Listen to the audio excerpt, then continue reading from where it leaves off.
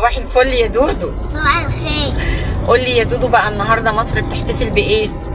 تحتفل ان هي ماما قضت على الصعيد، وكل الدول العربية يا ماما لازم تكون ايديها لبعض.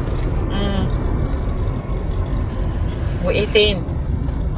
وعشان يا ماما وعشان مصر يا ماما قوية فقضت على الصعيد. طبعا الجيش بتاعنا قوي. بس يا ماما كان في حد بيساعدنا.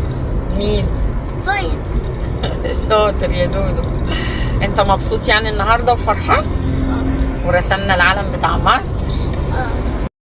جيشنا قوي وده ينتصر على الصعيد، ودايما هننتصر على الصعيد عشان احنا يا ماما بنحب مصر، ومصر قوية وأسلحة قوية وقضت على الصعيد وانتصرت الحرب دي. شطور. تحيا مصر. تحيا مصر.